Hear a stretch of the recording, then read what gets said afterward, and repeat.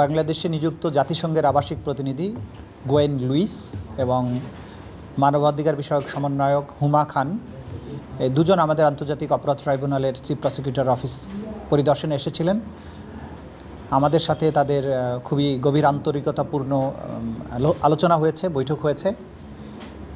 এই আলোচনার সময় ওনারা জানতে চেয়েছেন যে আন্তর্জাতিক অপরাধ ট্রাইব্যুনালের যে বিচার প্রক্রিয়া, তদন্ত প্রক্রিয়া কেমন আগাচ্ছে, কী পর্যায়ে আছে, কোনো সমস্যা আমাদের আছে কি না, তাদের পক্ষ থেকে কোনো সাহায্য সহযোগিতা কোঅপারেশন দরকার আছে কি না, এইসব বিষয়গুলো জানতে চেয়েছেন।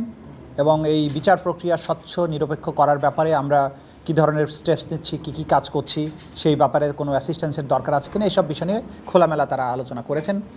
এবং আলোচনার শেষে আমরা তাদের কাছে অনুরোধ করেছি যে আগেও যেটা বারবারই করেছি যে আমাদের প্রসিকিউশন এবং তদন্ত সংস্থাকে ট্রেইন করার ব্যাপারে প্রযুক্তিগত সাহায্য দেওয়ার জন্য জাতিসংঘ যদি ব্যবস্থা গ্রহণ করে সেটা আমাদের জন্য হেল্পফুল হবে, আর সেটা আমরা তাদেরকে বলেছি। এবং এই বিচার প্রক্রিয়ার প্রতি জাতিসংঘের সমর্থন ব্যক্ত করার জন্য আমরা তাদেরকে অব্যাহত সমর্থন যাতে তারা দেন সেই ব্যাপারে আমরা তাদেরকে অনুরোধ জানিয়েছি। তো ওনারা আমাদের অনুরোধে সাড়া দিয়েছেন। তারা ইতিমধ্যে, আপনারা জানেন যে এর আগে একটা ট্রেনিং সেশন আমাদের হয়েছে আমাদের প্রসিকিউটর এবং তদন্ত সংস্থার সমন্বয়ে।